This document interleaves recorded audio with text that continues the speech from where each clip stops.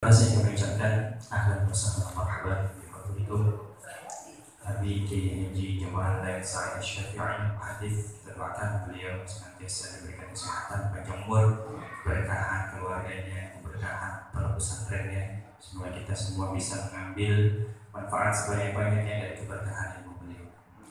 Dan acara yang berikutnya yang kita tunggu-tunggu yaitu kajian kitab Safinatul Najah.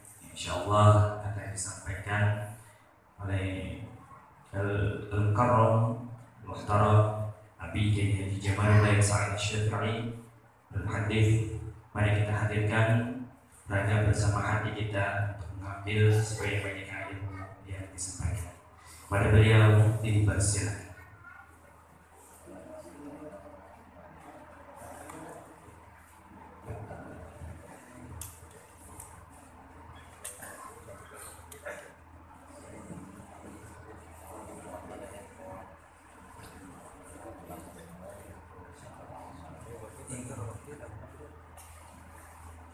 Assalamualaikum warahmatullahi wabarakatuh.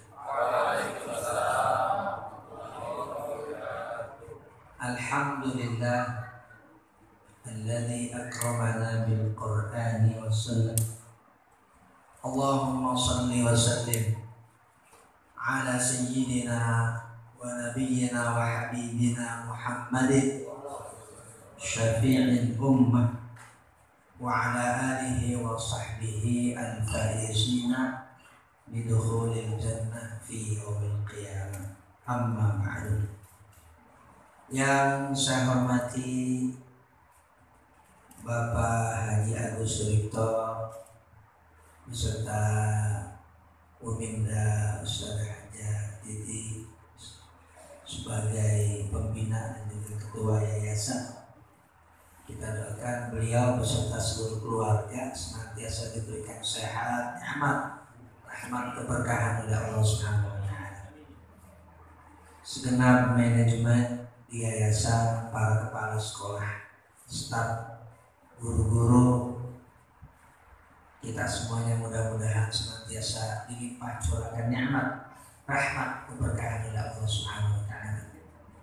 Kita buka ta'lim pada pagi menjelang siang ini terlebih dahulu dengan Ummul Quran Suratul Fatihah.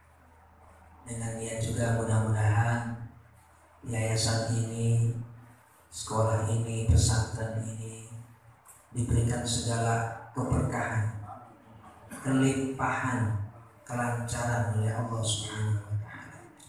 Ala hadhihi niyya wa ala niyatin salihah. Wa ila hadrati sayyidina Muhammadin Mustafa Rasulullah sallallahu alaihi wasallam. Al-Fatihah. A'udzu billahi minasy syaithanir rajim. Bismillahirrahmanirrahim. Alhamdulillahi rabbil alamin. Arrahmanir rahim. Maliki yaumiddin. Iyyaka na'budu wa iyyaka nasta'in. Ihdinas siratal mustaqim. Shiratal ladzina an'amta 'alaihim ghairil maghdubi 'alaihim waladdallin. Amin. Ada informasi yang saya sampaikan terkait materi ngaji kita Pak Agus. Jadi saya sudah merenung di bulan Muharram ini saya ingin mengganti topik sekaligus kitab di seluruh taklim yang saya kaji kecuali kajian hadis. Jadi kita ingin ada satu kajian tafsir yang sudah kita semuanya tahu surahnya, namun isinya apa kita ingin tahu. Tapi ini kajian yang luas dan komprehensif terkait dengan kajian tafsir Al-Quran. Karena itu saya mulai membuka kajian tafsir selain yang di pesantren maksudnya, yang di masyarakat. Jadi kitab-kitab yang saya baca itu saya ganti, termasuk Safinatul Najah. Jadi mulai sekarang ini dan hari ini kita akan mengkaji tafsir terkait dengan surah Yasin. Karena kita udah puluhan tahun baca surah Yasin, isinya apa ya? Dan juga di banyak masjid sudah kita mulai kajian tafsir surah Yasin. Mudah-mudahan kita tambah cinta kepada Quran dan wawasan dalam kajian tafsir surah Yasin ini kita diberikan rahmat nikmat berkah oleh Allah Subhanahu wa taala. Baik, kita mulai. A'udzubillahi minasyaitonir rajim. Bismillahirrahmanirrahim. Yasin ini sesuatu yang sangat luar biasa kalau dibahas oleh para ulama. Karena itu saya membawa sampel kitab. Ini kitab yang saya bawa adalah Al-Qudur. Ini kitab dulu disertasi Dr. Pak Syihab di Mesir. Ini kitab yang kemudian kajian S3 dan doktor dari Pak Syihab itu mendapatkan isu summa kubra. Kalau dalam bahasa Arabnya namanya dapat nilai mumtaz ala martabati asyaraful ula. Kalau dalam bahasa kita yudisium summa kubra. Ya, sekaligus kita ingin mengekspos kitab ini. Kita tahu Pak Syihab itu pakar tafsir, tapi tafsir apa yang dulu pernah beliau dapat? Nah, ini tafsir saya bawa kitab ini. Namanya Al-Qudur fi Tanasubil Ayat wa Surah. Termasuk sangat menarik kajian ini ketika Al-Imam Ibrahim Al-Biqai membahas Yasin. Itu sangat luar biasa. Dan satu lagi saya bawa tafsir dari Spanyol, dari Andalusia. Namanya tafsir Qurtubi, Al-Jami' li Ahkamil Quran. Ini ditulis oleh ulama dari Cordova, makanya Qurtubi. Sekarang Spanyol. Juga satu tafsir yang sangat luar biasa ketika beliau membahas surah Yasin. Ada beberapa tafsir lagi yang saya nggak bawa, tapi saya catat. Jadi saya kajian ini mungkin bukan serius, teramat sangat serius. Karena saya pindahkan dari kitab yang sangat besar satu-satu. Jadi setiap lembar ini adalah kitab tafsir yang agak lengkap. Jadi kita membahas kajian tafsir surah Yasin itu dari 10 kitab tafsir minimal. Yang satu tafsirnya itu kayak apa jilidannya, lebih dari 100 kitab tafsir, 100 jilid tafsir. 10 kitab tafsir kalau dijilidkan lebih dari 100 jilid kitab yang terkait dengan tafsir Quran. Jadi mudah-mudahan ya, anggaplah kalau itu dianggap satu jerih payah, paling enggak capek-capek nulis. Ya, dikasih berkah oleh Allah Subhanahu wa taala. Yasin, balik lagi Yasin. Al-Imam Ibnu Katsir dalam tafsir Ibnu Katsir, juga tafsir Qurtubi, Al-Jami' li Ahkamil Quran, juga tafsir Tabari. Jadi ada tafsir Tabari, ada tafsir Qurtubi, ada tafsir Ibnu Katsir, memberikan penjelasan tentang Yasin. Ketiga ulama ini menyampaikan riwayat dari sahabat Rasulullah SAW yang bernama Abdullah bin Abbas. Abdullah bin Abbas bin Abdul Muttalib merupakan sahabat yang bergelar Habrul Ummah. Habrul Ummah artinya sosok ulama dari kalangan umat yang ilmunya seperti lautan, maka disebut Al-Habr. Itulah sahabat Abdullah bin Abbas radhiyallahu anhu. Karena memang ketika beliau lahir, bayi Abdullah bin Abbas dibawa oleh ayahnya Abbas bin Abdul Muttalib kemudian didoakan oleh Rasulullah SAW, dan doa ini juga diriwayatkan oleh Imam Bukhari. Doa Rasulullah untuk sahabat Abdullah bin Abbas, Allahumma 'allimhu ta'wil wa faqihhu fid din.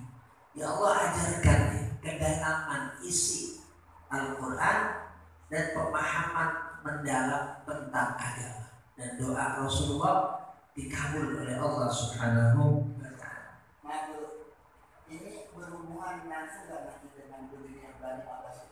Ya, ada kaitannya. Ya, benar ada kaitannya dengan berdirinya Bani Abbas. Ya, benar.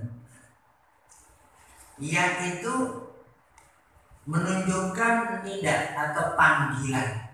Ya, jadi ya itu fungsinya nida. Dalam ilmu nahwu dijelaskan oleh Abdullah bin Abbas. Nida itu artinya panggilan. Berarti ia dalam ayat Yasin, kalau kita terjemahkan ke dalam bahasa Indonesia adalah wahai. Ya itu artinya wahai karena panggilan. Sin itu adalah lambang dari kalimat insan. Sin itu maksudnya adalah insan. Insan itu manusia. Jadi Yasin, wahai manusia. Satu tapi insan, wahai sosok manusia. Yang dimaksud wahai sosok manusia itu adalah sosok tertentu yang juga Yasin.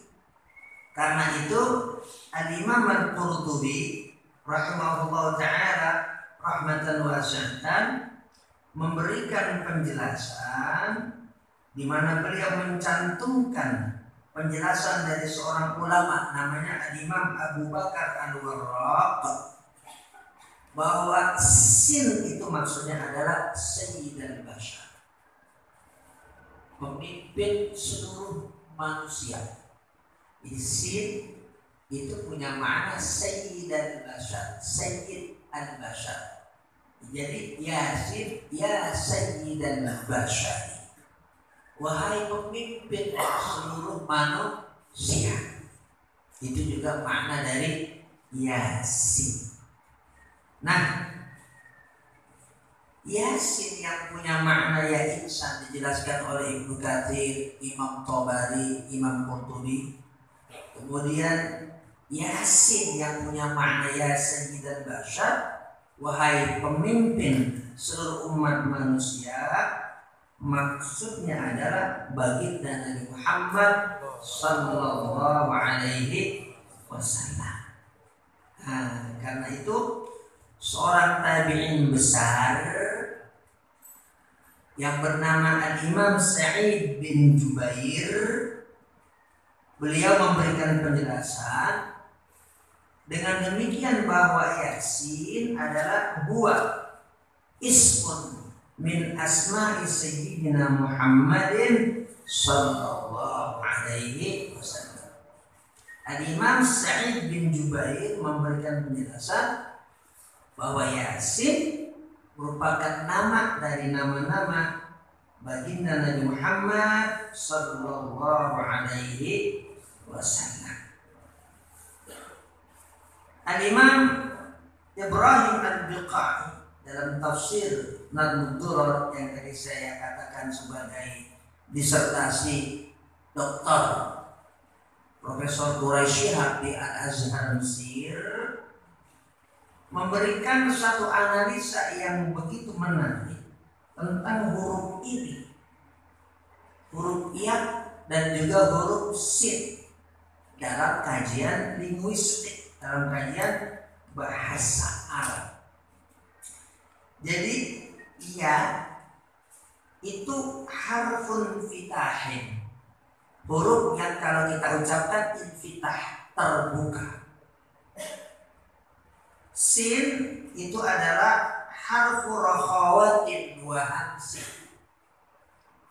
huruf yang punya ucapan rohawa, tegas kalau kita ucapkan, tapi ada hamesnya, ada desisnya, sin. Kita nggak menutup gigi kita secara ekstrim kalau mengucapkan sin, nggak boleh. Karena itu rakhawah dan juga ada hamesnya. Maksud Al-Imam Ibrahim Al-Biqai, ini huruf ya dan sin secara makhraj, kalau kita mengeluarkan dari mulut kita, dari lisan kita, ini yang satu dari wasat al-lisan, tengah kita punya lidah, yang satu dari taraf. Wa kanatil ya'u min wasatihi was-sinu min tarafihi. Huruf ya dari tengah lisan kita, sin dari ujung lidah kita. Wa kana hadzani makhrajani, dan dua huruf ya dan sin ini makhraj hurufnya madaran li aktsaril huruf, merupakan poros pusat dari li aktsaril huruf, huruf-huruf yang lain yang banyak dari huruf-huruf hijaiyah. Nah, kenapa ada bahasan ini? Tadi sudah kita sampaikan bahwa Yasin itu adalah Nabi Muhammad SAW yang dipanggil ya insan, ya sayyidal bashar, karena memang punya kaitan dengan sosok beliau. Rasulullah itu sosok yang infitah, seperti huruf ya, terbuka. Beliau itu orang yang ramah, akhlaknya agung, tapi punya tadi rakhawah dan hames, punya ketegasan. Namun ketegasan beliau nggak ekstrim, nggak kaku, nggak kejut. Jadi huruf ya dan sin itu mewakili, mencerminkan karakteristik baginda Nabi Muhammad Sallallahu Alaihi Wasallam. Karena itu Al-Imam Ibrahim Al-Biqai mengatakan, wa idza kana al-ma'na ya insan fa huwa qalbul mawjudat al-makhluqat kulliha wa khalisuha wa yubahuha. Jika kita mengucapkan yasin yang bermakna ya insan dan itu Nabi Muhammad sallallahu alaihi wasallam, hurufnya juga kita ucapkan ya dan sin, itu mencerminkan qalbul mawjudat, inti dari segala yang ada, wal makhluqat, dan seluruh makhluk yang diciptakan oleh Allah Subhanahu wa taala, bukan sebatas itu, tapi juga wa khalisuha, yang mencerminkan khalisuha, kemurnian ciptaan Allah Subhanahu wa taala, wa lubabuha, dan saripati dari kebaikan seluruh makhluk Allah Subhanahu wa ta'ala. Itu cerminannya ada di huruf yasin. Kalau kita mengucapkan wa in urida ya sayyid, kalau kita mengucapkan itu yasin menjadi ya sayyidal bashar, berarti beliau merupakan khulasatu min sadatihim, khulasah intisari min sadatihim, dari para pemimpin manusia keseluruhan, termasuk para nabi yang diutus dan para rasul yang dikirim oleh Allah Subhanahu wa ta'ala. Fahuwa, dengan demikian Rasulullah SAW adalah lubabul bashar, saripati seluruh manusia. Berarti beliau khulasatul khulasa, intisari dari segala intisari. Kenapa? Para rasul itu juga intisari, intisari kebaikan, dari mulai Nabi Adam sampai Nabi Isa. Rasulullah Nabi Muhammad SAW adalah khulasatul khulasa, saripatinya dari segala saripati, wa khiyarul khiyari, dan pilihan dari segala pilihan Allah subhanahu wa ta'ala. Fahuwa ainul mawjudah. Kalau begitu Rasulullah itu adalah inti dari segala yang ada, inti dari segala semesta raya, inti dari segala ciptaan Allah subhanahu wa ta'ala. Itu inti yang bisa kita pahami cukup dari satu ayat, yaitu surah Yasin yang dimulai dengan Yasin. Para guru yang dimuliakan oleh Allah subhanahu wa ta'ala, ada seorang wali, kita semuanya sudah tahu, dengar namanya, Syekh Abdul Qadir Al-Jailani. Beliau menulis tafsir namanya Tafsir Al-Jailani. Dan alhamdulillah tafsir Al-Jailani yang tebal berjilid-jilid itu sudah ada dalam edisi bahasa Indonesia. Jadi kalau kita mau beli, udah bisa lewat online di HP kita. Kalau mau beli, sudah. Dan beliau memberikan penjelasan juga yang sangat luar biasa tentang Yasin itu artinya apa dalam tafsir Al-Jailani itu. Syekh Abdul Qadir memberikan penjelasan bahwa sin itu dalam panggilan Allah, wahai sin tadi, maksudnya adalah ya man sabbaha fi bahril yaqin. Wahai sosok yang senantiasa bertasbih. Tapi tasbihnya fi bahril yaqin, dalam lautan yang penuh keyakinan. Karena Rasulullah SAW ketika bertasbih bukan sebatas lisan, tapi punya kekuatan dari sang baik, dari lubuk hati beliau. Itu juga cerminan sin dari Yasin. Dijelaskan oleh Syekh Abdul Qadir Jailani, Yasin itu artinya ya man sabbaha fi bahril yaqin.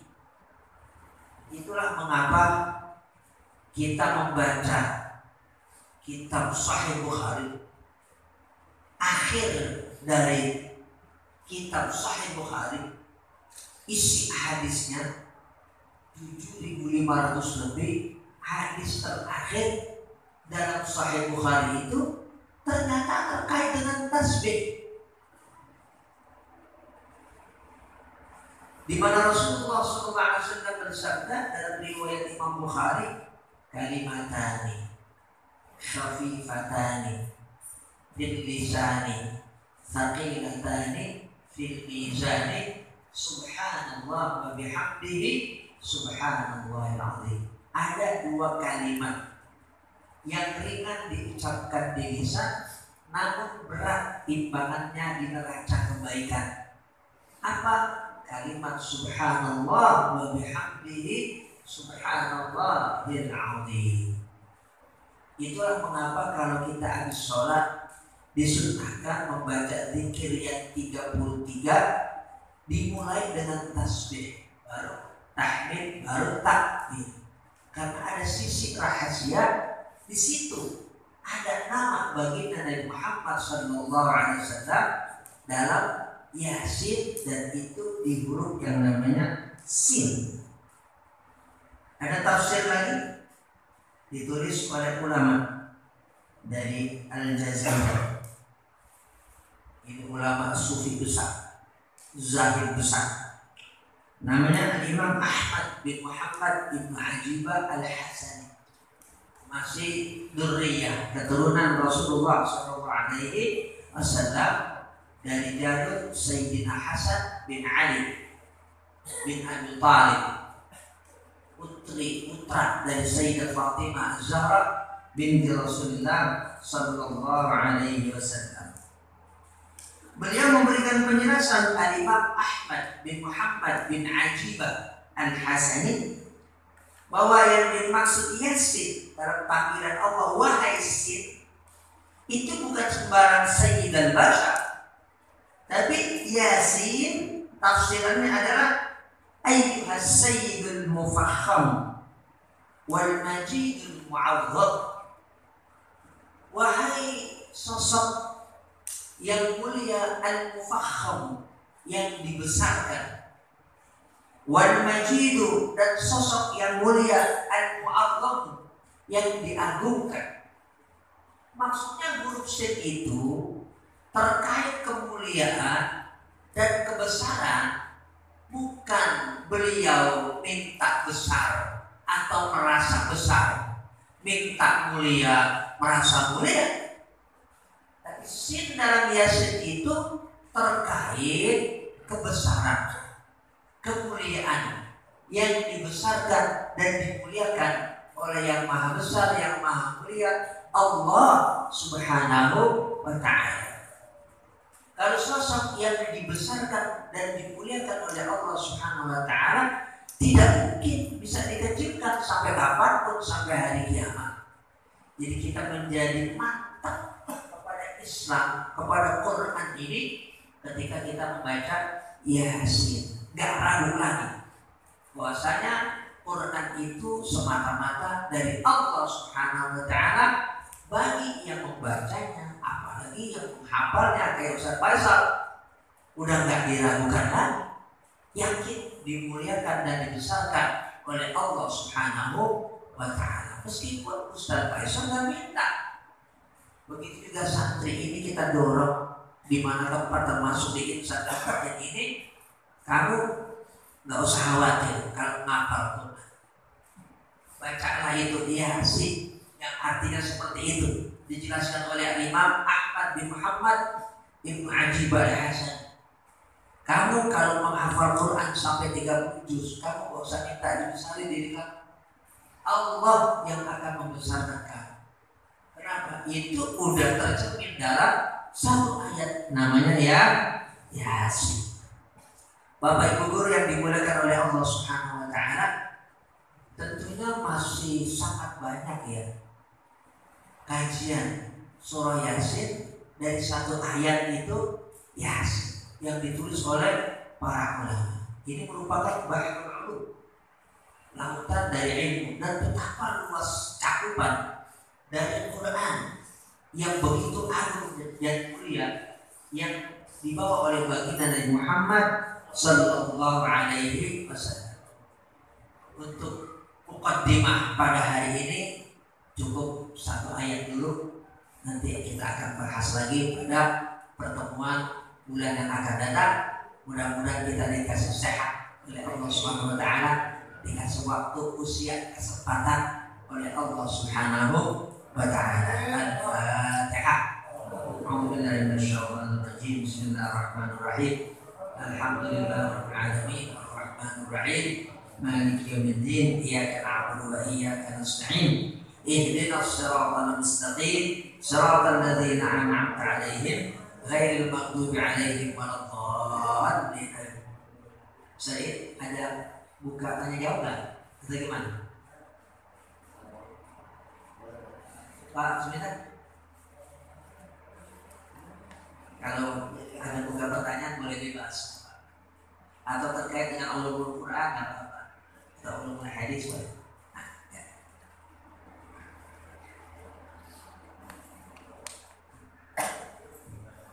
Baik, terima kasih Habib Kiai Jabal Lain yang telah memberikan kita luar biasa tafsir surah Yasin yang begitu mendalam.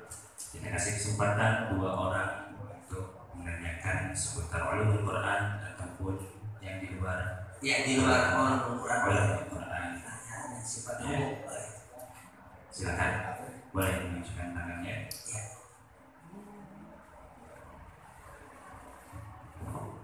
Izin Pak, jadi Baik.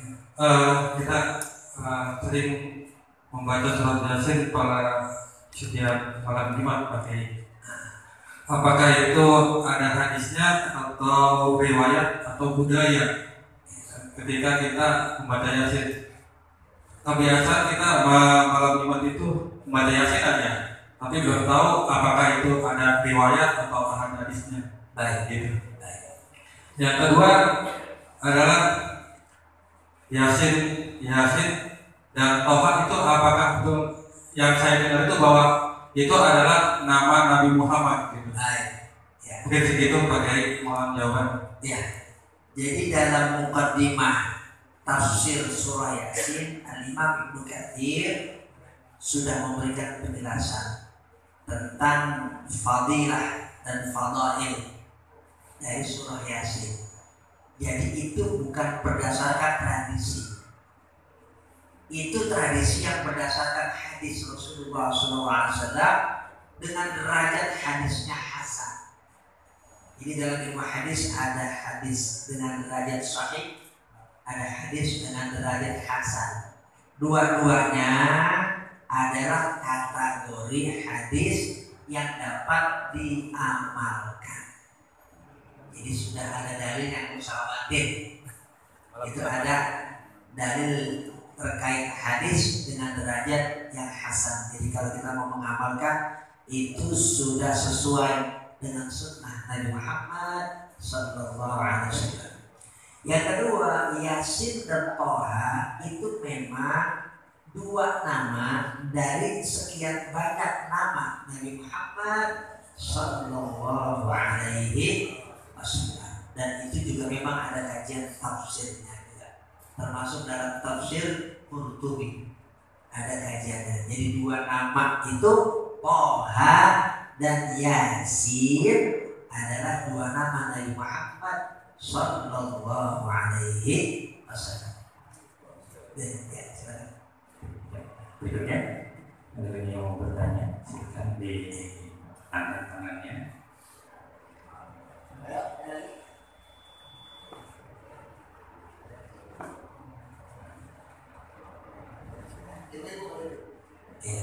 Ibu-ibu ada yang mau memberikan pertanyaan, silakan. Ya, saya baca.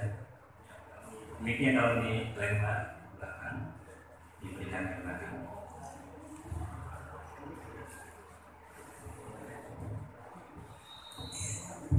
Bismillahirrahmanirrahim. Assalamualaikum warahmatullahi Waalaikumsalam. Izin bertanya dulu. Baik. Sebenarnya ini agak nyambung ke kitab Sofyan tadi sebentar dulu ya, umum sekalian nanya boleh? Iya boleh. Kebetulan di dekat rumah ada pengajian. Kemudian kemarin kita habis membahas tentang di dalam kitab Sofyan tadi itu syarat-syarat itu disahui. Salah satunya adalah ketika kita meninggalkan bacaan doa kunut gitu ya. Iya. Seperti itu. Nah kemudian karena jamaahnya heterogen, ada dari artinya di situ ada jamaah yang dari NU, kemudian ada yang dari Muhammadiyah segala macam itu. Iya. Salah satu jamaah yang bertanya karena beliau dari Muhammadiyah, kemudian beliau tidak membaca kunut gitu ya. Kemudian karena kunut ini kan mazhab Syafi'i. Nah yang beliau tanyakan justru beliau bertanya sendiri gitu. Muhammadiyah jadi maksudnya mazhab mana ya gitu bertanya. Jadi kok saya nggak pakai kunut gitu dulu. Yang Muhammadiyah ini kok saya nggak pakai kunut, tapi kalau saya di Indonesia berarti saya mazhab Syafi'i, tapi kok saya nggak pakai kunut gitu. Baik. Ya kira-kira itu bagaimana penjelasannya. Baik. Terima kasih banyak. Assalamualaikum warahmatullahi wabarakatuh. Ya, memang sebenarnya gini, kalau setiap kita mau meluangkan diri untuk mengkaji sunnah, mengkaji syariah, bahkan dari sumber Quran dan sunnah hadis Rasulullah SAW dengan pemahaman para ulama yang memang ahli di bidangnya, itu akan selesai masalah kunut misalnya. Jadi kunut itu bukan masalah NU, bukan masalah Muhammadiyah sebenarnya. Itu masalah ilmu, masalah kajian. Dalam Sahih Bukhari itu pas nomor hadisnya 1001. Nah, yang udah sering kami sampaikan, hadis dalam Sahih Bukhari nomor 1001 itu hadis tentang kunut subuh, di mana sahabat Anas ditanya, hal qanata Rasulullah sallallahu alaihi wasallam, apakah Rasulullah sallallahu alaihi wasallam kunut, maksudnya kunut subuh, qabla ruku' atau ba'da ruku', ya Anas, sebelum ruku' atau setelah ruku', wahai Anas. Kata sahabat Anas ba'da ruku, setelah ruku. Itu ada hadisnya dan juga ada penjelasannya dalam syarah Sahih Bukhari, yaitu kitab Fathul Bari. Nah ini sebagai satu penjelasan dulu sebelum kita bicara mazhab apakah itu Syafi'i dan lainnya. Jadi yang diamalkan oleh umat Islam itu sebenarnya sudah sesuai dengan Quran dan Sunnah Rasulullah Sallallahu Alaihi Wasallam. Kenapa harus saya sampaikan ini?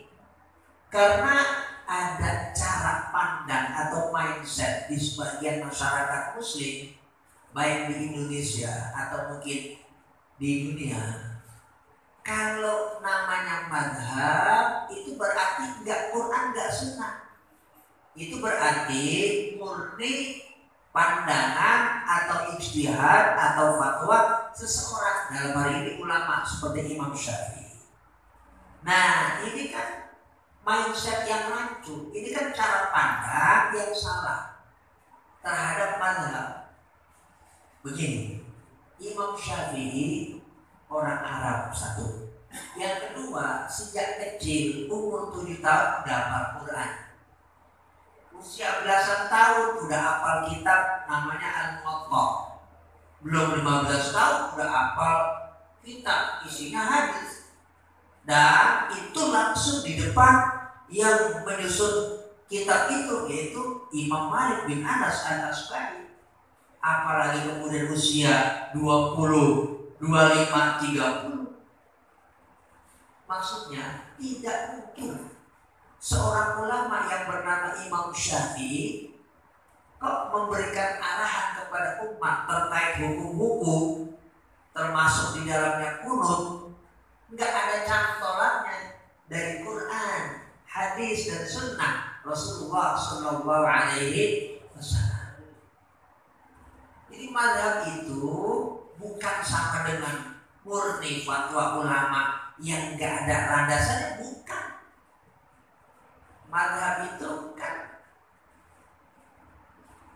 yang kalau kita ngaji sorok, mazhab itu mazhab bisa itu masdar, bisa itu sebagai isim makan atau isim zaman. Artinya Pak, mazhab itu adalah metode.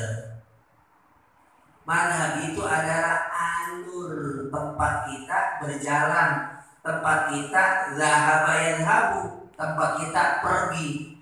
Kalau bahasa fisiknya namanya terminal. Nah, cuma ini terminal bukan perjalanan menuju satu tempat atau satu kota, satu daerah. Ini mazhab tempat perjalanan kita untuk memahami Quran dan Sunnah Rasulullah Sallallahu Alaihi Wasallam. Itulah yang namanya mazhab. Yang sering disalahpahami oleh sebagian umat, baik di Indonesia ataupun di dunia. Nah, sehingga timbul, saya mah nggak mau mazhab-mazhaban. Saya mah udah maunya langsung Quran hadis. Nah, emang masa nggak Quran hadis? Nah itu kan nggak seperti itu. Nah nanti kalau kita mau menjelasin sama kawan kita atau saudara kita, teman kita yang tadi nggak bermadzhab kayak gitu, agar punya wawasan bahwa mazhab itu apa, jadinya dipaham, jadinya dia ngerti, jadinya tahu. Lihat.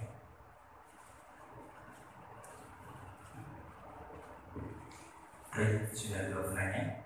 Ada yang masih ingin bertanya, penasaran atau disuka? Apa udah? Bagaimana pesan? Langsung minta. Minta saya. Satu lagi mungkin berakhir. Ya. Oh cukup. Baik, kita tutup dengan surat Al-Fatihah. Al-Fatihah. Alhamdulillah. Bismillahirrahmanirrahim. Alhamdulillah. Alamin. Ar-Rahmanirrahim.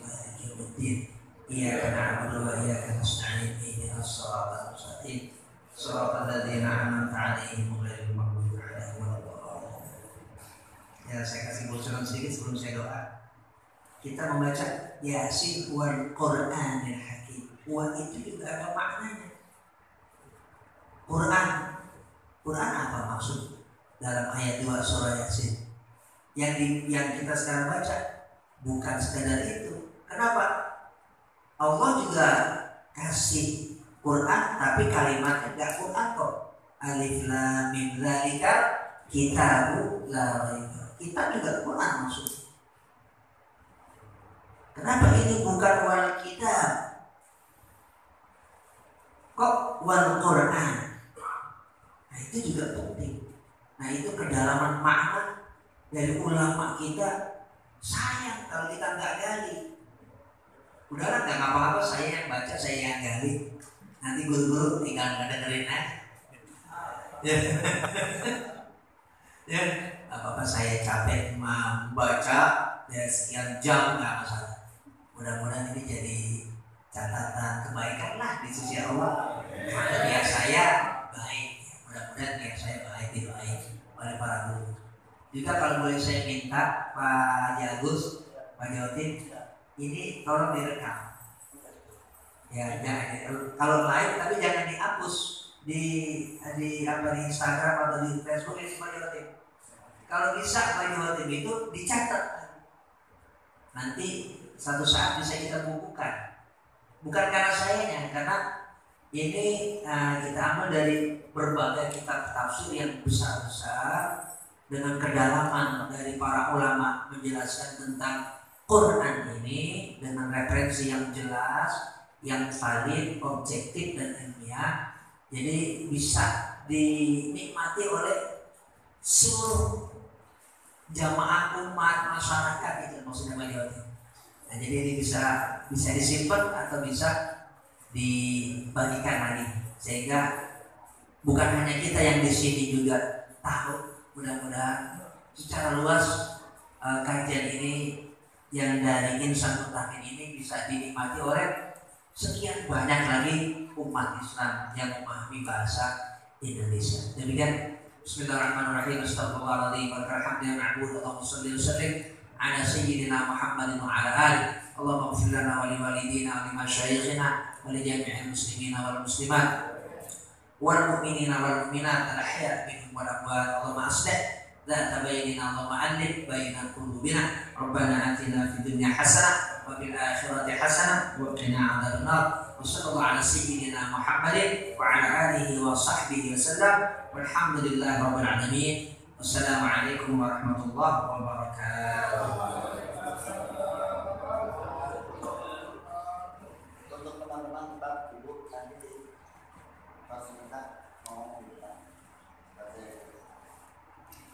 seperti yang baru sama aku pakai sama saya dan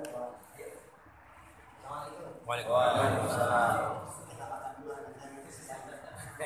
Terima kasih. Sebelum kita lanjutkan kepada pengumuman yang insya Allah akan disampaikan oleh Habib Suminta, kita tutup bersama kegiatan ini dengan bersama membaca doa kafaratul majelis. Subhanallahumma wa bihamdika asyhadu an la ilaha illa anta astaghfiruka wa atubu ilaik. Saya sebagai pengacara mohon maaf.